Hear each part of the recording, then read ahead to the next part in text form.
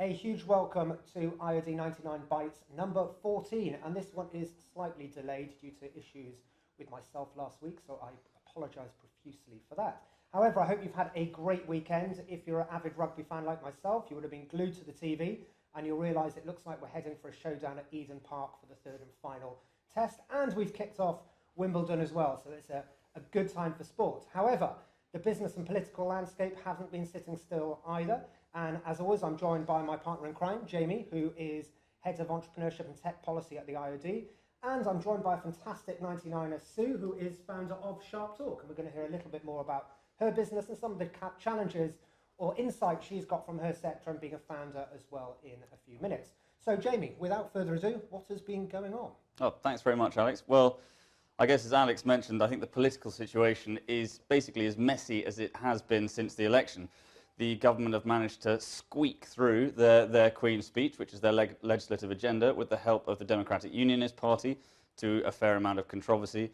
We're also seeing a lot of cabinet ministers beginning to be slightly more emboldened in the way they basically move against the Downing Street line. And Theresa May has really ruled over her cabinet with a bit of an iron fist for most of the last year. So we are seeing, I think, a bit of a step change in the way government is working.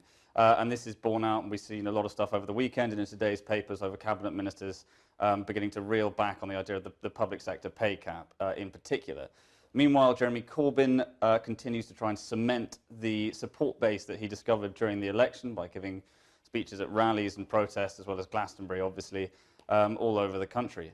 For the IoD, though, the main challenge, and I suppose the priority, is to keep on pushing that policy agenda that we developed and we set out before the election. And for startups in particular, this means making sure that startup founders have access to a skills pipeline from abroad after Brexit. That's absolutely essential. And also making sure that we are able to make up from any funding that might be lost from the European Investment Fund, which has contributed a lot to venture capital funds in the UK over the last few years as well. If we just kind of go on to what some of the startup news over the last couple of weeks, I think we've seen quite a few stories. One of the big stories has been a survey from Hitachi, who found that about half of small businesses are actually turning down contracts with larger businesses over unreasonable terms. And they think about half of these companies are losing out on about £10,000 a year apiece, potentially, on the back of turning down these contracts. But for startup founders in particular, they think that they're really at the sharp end of this. So I think they're losing out between about £20,000 and £30,000 on average for startup founders by turning down contracts, and this is particularly acute in the manufacturing sector. Now, it's not something, it's something that we've seen plenty of before, particularly around the issue of late payments. It's something the government's tried to do a lot about, and we saw 2 years ago they established something called the Small Business Commissioner to try and arbitrate over issues of late payment. I think it remains to be seen whether or not that's been very effective, but I think this research will probably push that agenda quite a lot more. Another one of the big stories that we've seen over the last couple of weeks is that female founders are particularly finding that investment isn't really there from male investors. And we saw a survey by a company called Albright, which was founded by Debbie Wasco, who founded a great company called Love Home Swap, and also was chair of Sharing Economy UK for a long time. And this survey found that about 22% of about 520 female-led entrepreneurs, female-led businesses, about 22% of these companies are finding that male investors are simply not listening to them. And this is set against a backdrop where about 2.1% of all global venture capital, only 2.1%, is going to female founders. So clearly there's an ongoing issue here, and this is something that Albright's highlighting consistently, and it's something that absolutely needs to be looked at. I think probably just end on a positive note for startups, which is that we're increasingly seeing that startups founded by millennials millennials are founding businesses with the primary aim of making a positive social impact, of giving back to their communities. Another survey, sorry for touting survey results all the time, another survey from HSBC found out about 18% of millennials are founding businesses with the aim of making a positive social impact, and this is set against about 1 in 10 the baby boomers. So I think that's an interesting trend. It bears out a lot of what we see in the IoD99 itself. About 1 in 5 IoD99ers found businesses in order to make a positive social impact as well. It'll be interesting to see how that develops and how those priorities develop over time. Anyway, that's the picture for now, and back to you, Alex. Jamie, thanks for that. Obviously, the lack of access to finance for female founders is something that I think came up about 2 weeks ago. Yeah. But moving back to the Hitachi survey, does that surprise you? Because stats do seem to be quite high. The Hitachi set on the turning down contracts. Yeah, turning down contracts. It does surprise me. There's always been an issue, which is that the terms are always quite difficult for startups to get a look in when it comes to either private or public procurement. Especially in public procurement, you see a lot of public agencies saying they need between 2 and 3 years of audited accounts and that kind of thing, which can often be quite difficult for startups to drum up. It does surprise me though, and I think the fact that at a time when people are feeling the pinch a little bit, to be losing out between £20,000 and £30,000 a year by turning down contracts is tough. That said, it's something that we see in the manufacturing sector all the time, not just for startups, but across the board. And with the public sector side, they've tried to shorten the PPQ process and things like this. They've done that, and they've said that they need to give away, I think about a third of all public contracts now need to go to small businesses. They're beginning to hit those targets, but I think more needs to be done, particularly to look at startups who obviously are able to bring something much more innovative often to the game as well. Fantastic. Jamie, thank you so much. We'll come back to you in a second. Sue, founder of Sharpe Talk, Yes. and also another new venture you'll be launching soon, or just launched. Yes. Can you tell us a little bit about what you're up to, what you're doing, and what your future plan is? Absolutely. So I'm in the communications business. I coach people in communication skills.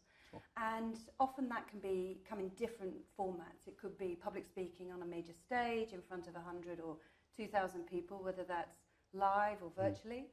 It could be around a board table with board members there presenting a normal presentation, or it could be pitching for funds.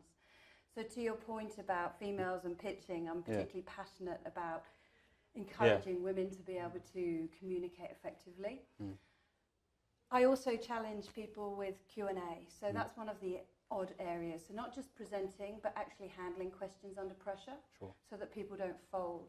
I'm a big believer of when you do presentations, they should be nice, short, sharp and engaging, and the rest will be filled with Q&As. So often when I talk or my associates talk, we'll talk for about 20 minutes and we'll fill the rest of the hour with Q&A, and it's almost guaranteed. So I'm really passionate about that area. I work all over the place. I do it overseas. So I'm particularly interested in exporting what I do as well. So just last week I was talking to 30 people in Toronto via a Zoom webinar, and I was engaging them in order to do pitching, actually, under a particular structure. The fascinating bit about that was the volume, the audio's cut out at their end. So I couldn't actually hear them, but they could hear me. So I delivered what I needed to deliver, and I coached them around getting people in the audience to coach them back. And so we did this sort of Q&A program. So IT needn't let you down. I still think there's an opportunity to export presentation skills as well as in our own country amongst, say, IoD members. That's brilliant. And I was listening to your conversation with Jamie earlier, so sorry about that, but he came up with a really good question. I thought, how do you feel the UK sits within the sort of the public speaking world, especially within founders? Is there differences? Are there things that we could do better? It's something that Jamie and I have heard time and time again at 99 events, people being worried, concerned about putting themselves out there. Yeah, and we try and create that family-friendly environment where they're amongst a group of peers that can support each other, so there's no embarrassment. But what are your perceptions? Yeah, there's a couple of aspects, definitely from a global perspective, because I do train overseas and here. And what I see is some of those emerging markets really hungry and wanting to do business well, and they absolutely lap up some of those skills. In the UK, I would say there's probably slightly less investment in some of the soft skills and communication skills, but where we have put it in place, we've seen some absolutely great results. What people fear is they've got a massive passion about what they're doing, and you often see it, particularly like in engineering, manufacturing, they know the detail and they're really passionate about wanting to share that knowledge. But when it comes down to it, they haven't necessarily got the physical skills or the communication skills to deliver that brilliance. So the same would apply to someone doing a startup. They're really passionate, but if you can't communicate your brilliance, how are you going to get that investment? So I'd say that was one of the big challenges. And in an era where all 99ers are on Twitter, they're very active on the social media side, so they've got their voice there. But it is almost that sort of that physical embodiment of that voice that they're concerned about. Is it nervousness of putting themselves out there? You mentioned the Q&A aspect. It's that sort of, arguably they know their business better than anyone else out there. Maybe not their sector, but their business and their journey. As you rightly say, they're their brand. They're their only brand ambassador in some instances, and they've got to own that and be comfortable with that. And I think that's true, and what you see is people that are passionate about it can often go down the path of talking too much about their subject, and they will finish a presentation or a pitch, not having asked, or potentially boring people. So the key is using a structure so that they get to actually building their evidence, getting people to buy in, and actually asking for that big ask at the end. Okay. I think using a structure and using some of the skills takes away some of that nervousness, but it channels the passion so that they can get that across, because that's what they're all about. People are buying into them as well for an investment particularly. So yeah, it's about enabling that freedom to be able to do that and loosen that up a bit. What we're seeing more and more digitally, because my background was in marketing, so you're seeing more and more movement to 7-second GIFs and 30-second, and even this, which is fantastic. Because of this, people buying into people, it's really important that you do put yourself out there and learn the communication skills to put your best foot forward. Otherwise, you'll always be hidden in a cupboard at the back and putting out there. So you need to be at the forefront of the digital marketing as well. It's interesting. I wonder if it speaks to kind of a wider issue that employers, it's not just about company founders and company CEOs, employers have around soft skills in the UK, and how we're teaching soft skills to people at schools and universities. We know, for instance, at the moment that about 30% of graduates are still in entry-level positions 5 years after they graduate. And most employers put this down to there just being a complete lack of soft skills, particularly communication as well. So I wonder if it's something that you sort of track right the way back to schools and universities, that maybe we're just not teaching kids in the right way. Yeah, I would agree with that. I was fortunate. I went to a fairly progressive school called French Knights, and it's very much into the creative arts, and we were sort of literally put on stage fairly young. Yeah. That was helpful to my career, I have to say, because it was losing the fear of actually talking. So the sooner you can teach children to publicly speak and how to do it, that fear tends to disappear a little bit. I still see it in some companies. You see the culture in different companies. And I won't name them, but there's some amazing companies that are actually training people from the minute they start in their foundation, rather than leaving it to the sort of top end where they're training a handful of the bigwigs. But many are in a position, they've been there a long time, they're not as trainable potentially as the young ones. So get it in nice and early. I've taught my 2 children. I've got a 19-year-old and a 14-year-old. And my 14-year-old, when she was 9, I taught her to deliver presentations to cereal packets. It was as simple as that. Oh, great, and she can stand up on stage and do that. She's really comfortable. That must be a tough breakfast time in your house. No, you did not. Tiger mother. Yeah, it's just about practice. Yeah. And so many people as well, they've got a fantastic idea, but they go out and they haven't actually said it out loud. We've got, 2 in a startup, and they'll say, I'll take this bit, you take that bit, but the words have never come out. So you hear your voice for the very first time in a pitch, and it's just gives the ability to crumble, so it's about the practice as well. And we've seen time and again, so many 99ers and people within the tech space and startup space, great ideas, brilliant ideas, really innovative, but when you actually put them in front of people and to say, own it, picture it, just doesn't work out. Can't do it. Absolutely. Is so with the business I have, I work with some associates, and we train people to use that structure, use the physical delivery skills, because that accounts for 93% of how you're perceived. Right, so 7% is the content, but you have the ability to shape it so it's fantastic, or the ability to really, send it down the drain. So. And also picking up on Jamie's point, where 30%? 30% of graduates. Because, these are also micro-influencers for your own business. Yeah. They could be your brand ambassadors. They'll be out there talking about your company. So to give them the skill set to articulate that, and also retention and attraction of talent. It isn't great having people there 5 years on. I'd love to see corporates going into universities and partnering with them to help them with those communication skills. I'd like to see more of that happen. It's something that we push in a general sense, is making sure that businesses and business communities are working with the universities to help make sure they're designing courses and sort of skills development for the modern age and for very fast-moving sectors in particular.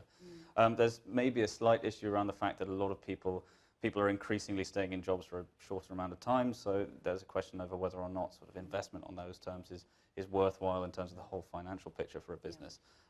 We certainly think it is. I think making that case is very important.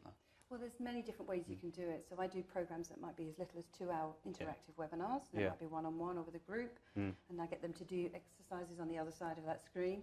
Or it could be face-to-face for a whole full 2 days, and that takes you all the way from delivery to structure to Q&A. So you could do literally bite-sized chunks. and also invest accordingly. So if a lot of it's to do with how you deliver, there's a program I do that's about a 4-hour program that actually does cover that for a particular corporate I work with. So yeah, so that helps. It doesn't have to be endless or pointless. And reaching out, picking up on your point of reaching out to universities, engaging with universities, that's something you, Seamus, and a number of the policy units have been doing recently, and going out to the colleges and speak to them. And it's something we've been doing. We've been talking. We talked to an FE college last week up in Harrow, but also we've been talking with Chester University and Salford University about kind of linking up their student body with particularly with the IoD99 as well, and seeing whether there might be some benefit from having 99ers and IoD members going in and using their facilities, but also on the other side, their students having much more exposure to people who are at the sort of coalface of new businesses and new innovations themselves. So I think there's something to be gained from both sides there, and it's something that we're trying to push quite a lot. And those colleges and universities you've been to, they've been quite proactive and very supportive of it. Do you think that's general across the UK? Because within these bites, this is something we've heard time and again from 99ers. There's a disconnect between university education and business. Is that, as you might rightly mention, soft employability skills? Yeah, I think it's something that universities are beginning to pick up on. I think one of the issues we have is that, particularly with a lot of really sort of bleeding edge sectors like fintech or robotics, universities are designing courses with a sort of 3-year timeline. And in 3 years' time, a lot of these sectors have moved well beyond what those courses were designed for in the first place. So I think universities are increasingly realizing they need to spend a lot of time, not even necessarily formally, but informally working with businesses and people at the kind of bleeding edge of innovation to make sure that those courses remain relevant for people. And we see it particularly with computer science graduates, as some have struggle with employability more than most, actually, as well. And that's computer science, which is a very sought-after skill. I think if we've had the fortune to actually be in the right place at the right time, as well as having the skill to do great jobs, and I had some great jobs in marketing prior to what I do, then I think we owe it back to sort of grow that generational. I absolutely do. You give back because it does come back to you. And I have a second sort of startup idea I want to work on. And actually, it's the young people's mindsets that I want to engage so that we can put the skills together to make that work. Absolutely. And actually, just a final point, which is that people are increasingly, because of the way automation is changing the nature of the labour market, people will increasingly be pushed at some point into their lives, probably in some degree of self-employment, at which point you are your only ambassador as well. And even whether if it's you move into self-employment after a long career in one sector, or you use self-employment as a way of sort of supplementing your income between jobs, anything like that, it is increasingly going to happen. And people need to be able to have the soft skills and the communication skills to be able to carry themselves through that as well. I think that's very important.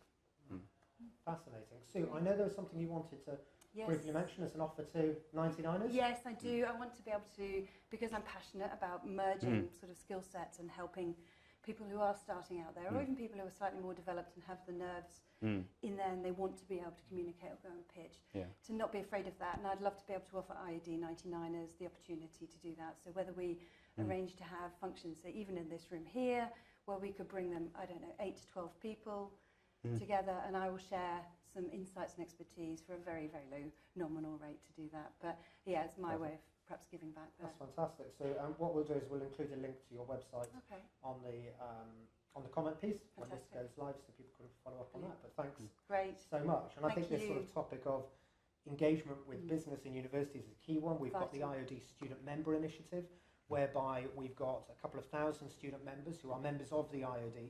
So if you want to see if your local university or your local college is a part of that, please do get in touch and see if there's a way that you'd be willing to engage and support them in relation to their growth journey post-university and into employment.